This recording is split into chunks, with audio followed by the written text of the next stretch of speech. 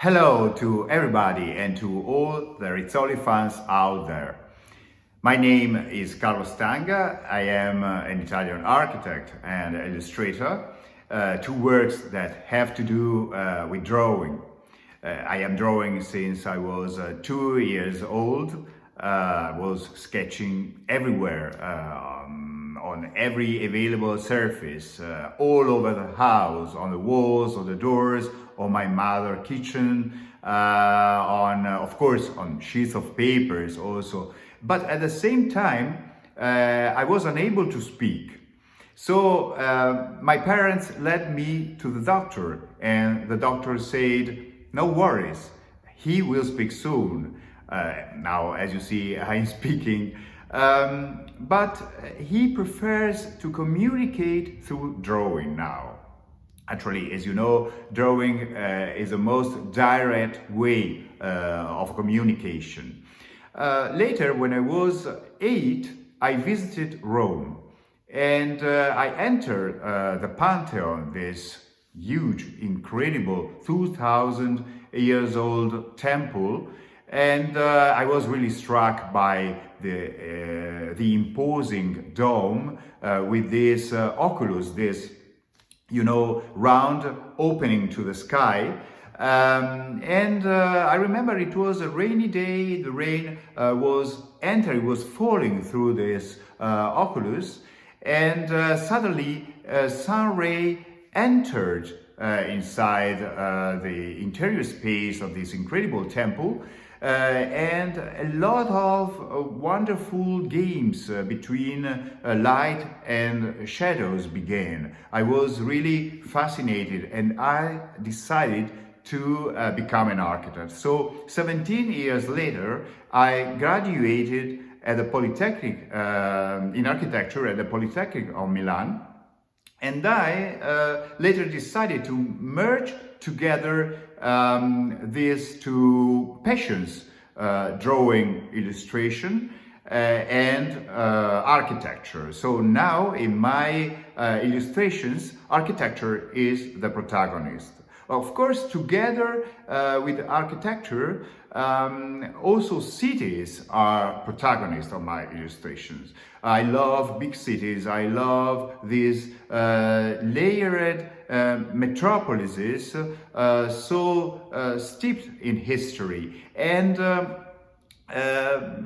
I decided to do this, to speak, to illustrate this incredible human phenomenon, because cities today are in the very center of human culture. Everything is happening in the cities. Art, culture in general, research, science. To understand the world today, you really have to do with cities. Cities now are much more important than the nations they are belonging to, for example. When a few years ago, Moleskine Publishing director asked me to purpose a new publishing project, I was really enthusiastic. It was my dream because I had the possibility to merge together all my main passions like travel, illustration, sketching, history, cities, architecture, everything.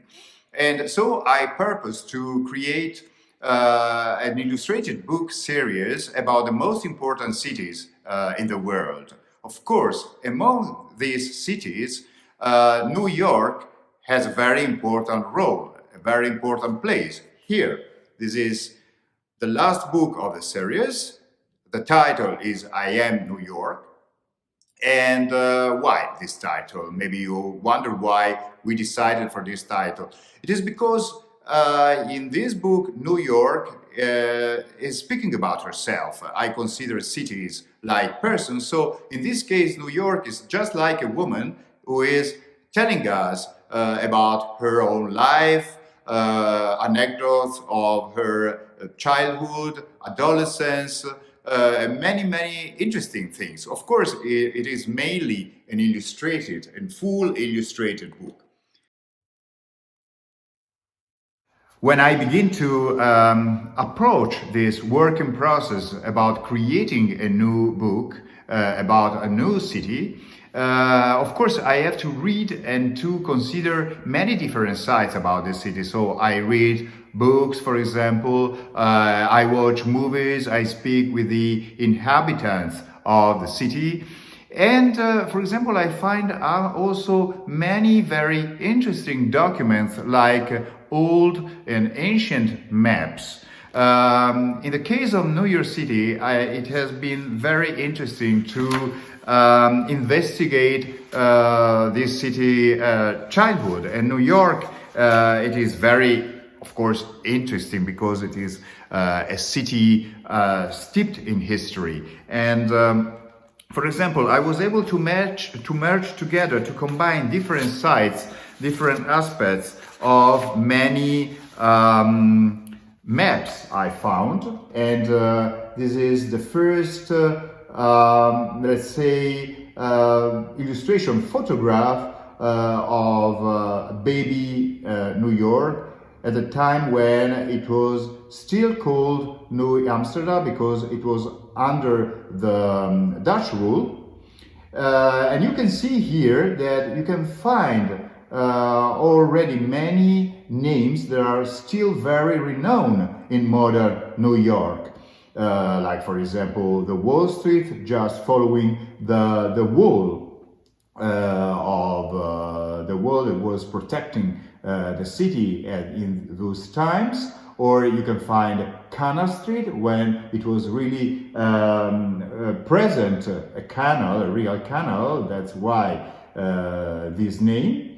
And then you can see, for example, also the Bowery, just outside the wall in the fields. And this name is coming from a Dutch word that means farm, because actually in that area many large farms were settled. But of course, the most interesting for me name that you can recognize here is Broadway. Broadway was already existing in those times, but actually it was existing even before the Europeans' arrival, because it was, in fact, it was a Native Americans' trail following a natural ridge of land, the original ridge of land, that it was running from the lower part of Manhattan towards the north, and it was more or less the same line followed by Broadway today. So we can say that Broadway it is the most old street in New York. It is a very old history. And so since this street, this very long road is passing through the whole island of Manhattan, of course it is meeting many very important hotspots of this central part of New York, this borough, Manhattan, that at the time of the Native Americans was called Manhattan. So this original name is still conserved. One of these very important hotspots that you can find once you are walking on Broadway is, of course, the Flatiron District. The Flatiron District is so interesting. It's really a place where you can find all the main features describing New York in the best way. I am always catching the identity of the city. So here in this neighborhood, I really feel where I really feel the unique identity of New York. Here, as you know, is located Rizzoli Bookstore, together with incredible concentration of publishers' headquarters. together also with many high technology companies and startups. So there is a mix of different kind of activities, and that's why I really feel in a very alive and interesting place. So I hope you enjoyed walking with me through the pages of my book, I Am New York Moleskine, in particular in the streets of the Flatiron District. And I would like to remind you the tip of all tips: draw, draw, draw. Ciao, see you soon.